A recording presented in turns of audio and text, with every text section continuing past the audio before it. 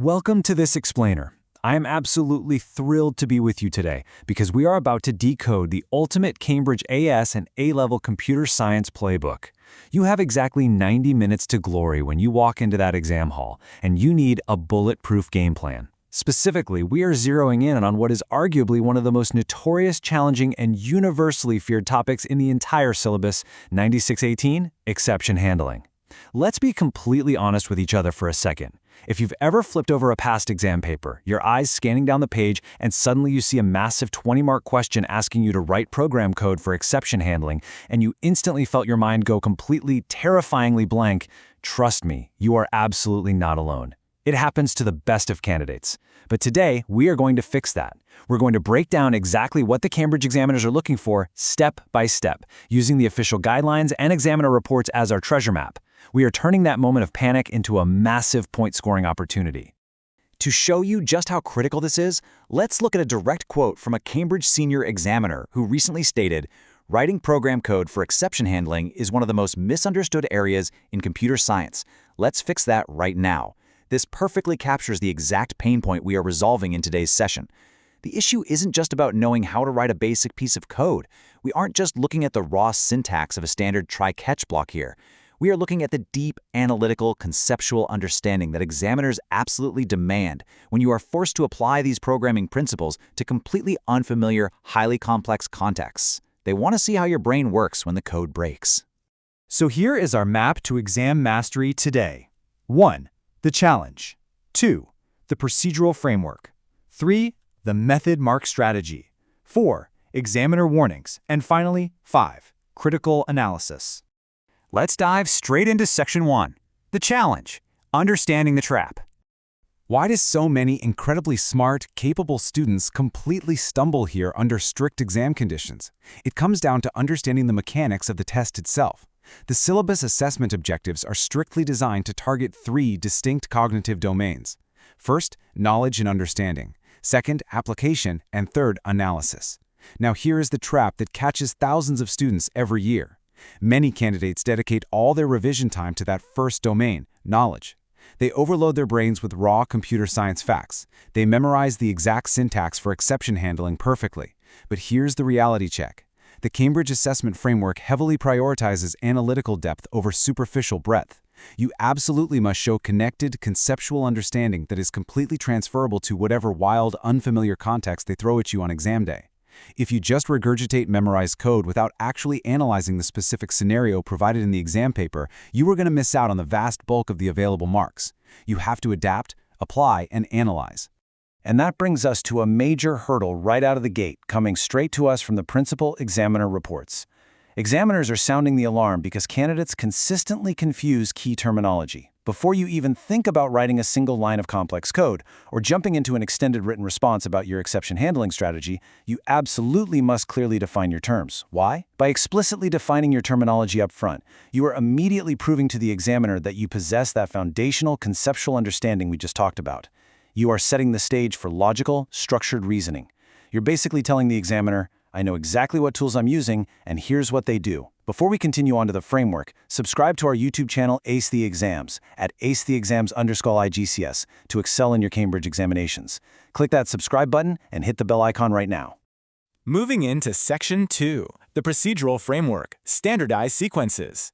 Systematic processing within exception handling isn't just about guessing. It follows a strict, highly standardized sequence.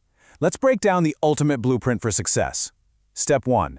Identify key elements of the problem. What variables are we dealing with? What could possibly go wrong here? Step 2. Apply relevant programming principles.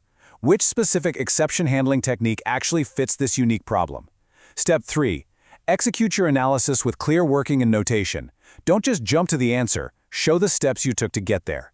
Step 4. Verify your results. Think about what happens if the code actually runs.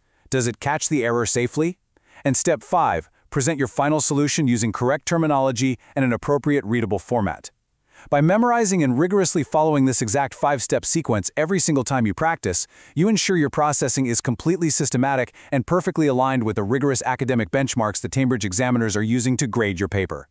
Now, I know what you're thinking. Remembering a rigid 5-step framework while the clock is ticking down in a high-pressure exam is so much easier said than done. So, to lock this framework permanently into your memory, you need to use a visual story method to encode these abstract exception handling concepts.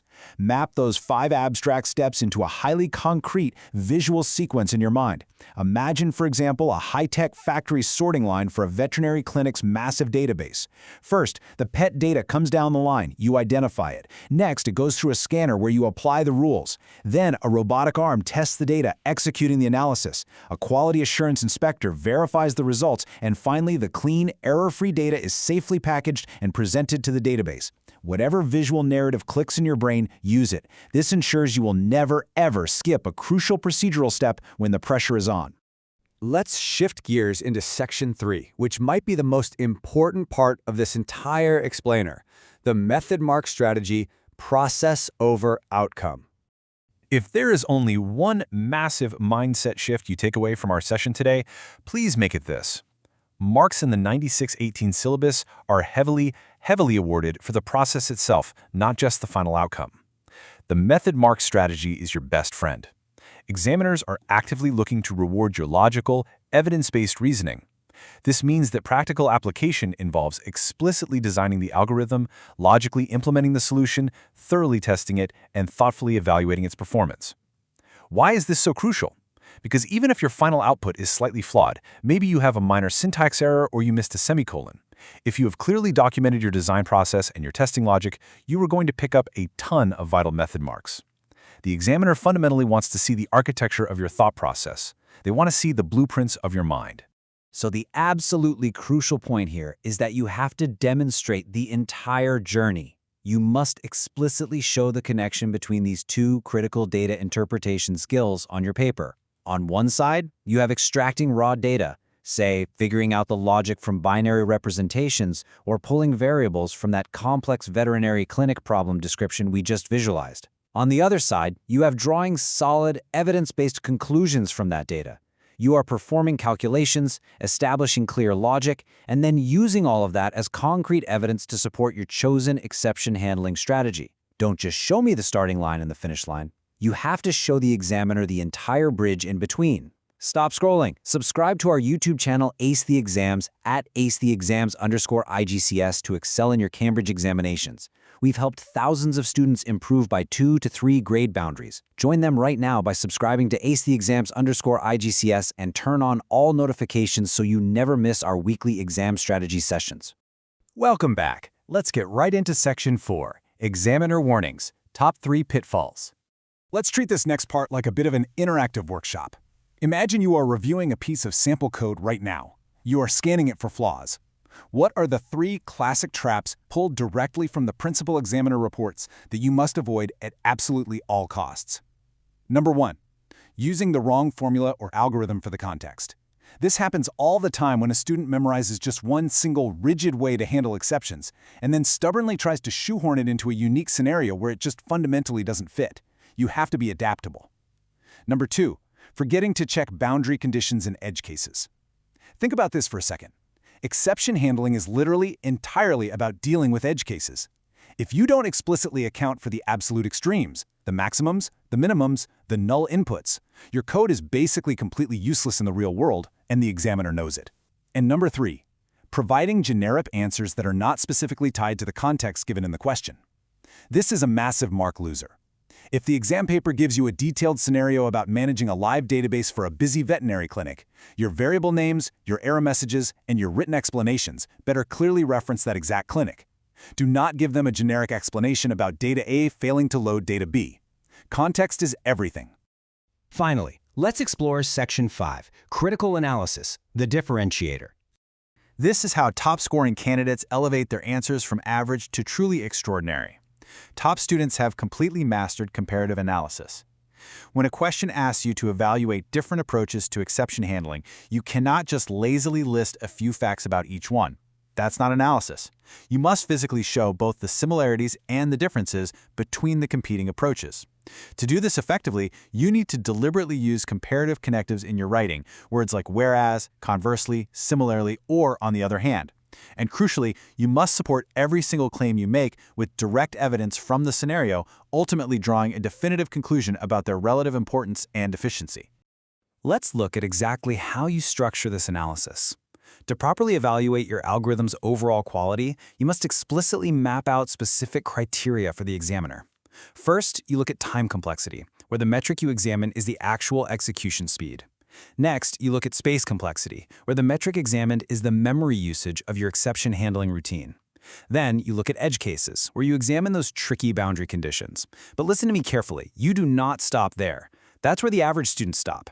For every single one of these metrics, you must explicitly state its exact concrete effect on performance. Don't just vaguely write, "This method uses more memory." That gets you nothing.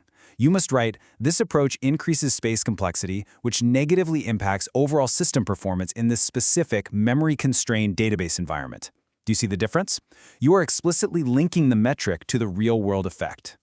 The ultimate goal we are striving for here is demonstrating evaluative thinking. This is the holy grail that examiners are desperately looking for in top-tier papers. True evaluative thinking requires 4 things. First, considering multiple potential solutions to a problem, not just jumping at the first one that comes to mind. Second, thoroughly analyzing the structural trade-offs of your chosen exception handling method. What are you sacrificing to gain stability? Third, demonstrating the maturity and insight to openly acknowledge the inherent limitations of your own code. No algorithm is perfect, and admitting that shows deep understanding. And fourth, above all else, rigorously justifying every single programming decision you make with hard, undeniable evidence. Students who implement these computer science strategies see an average improvement of 2 grade boundaries, but only if they practice consistently with our weekly videos. Here's your final reminder. Subscribe to our YouTube channel Ace the Exams at acetheexams_IGCS to excel in your Cambridge examinations. Subscribe right now to @acetheexams_IGCS and click that bell. Don't let another exam pass you by. As we wrap up today, I want to leave you with one absolutely crucial question to ponder the next time you sit down with a blank past paper. Ask yourself honestly, are you merely writing code, or are you truly analyzing and justifying your algorithmic trade-offs? In the 9618 syllabus, getting the code right is just the baseline. Your structured analysis, your evaluative thinking, and your procedural logic are where the real mastery lies. Keep this strategic framework in mind, and you won't just survive the exam, you will absolutely conquer it. Drop a comment below with your target grade for computer science and the biggest challenge you're facing. Our team responds to every comment.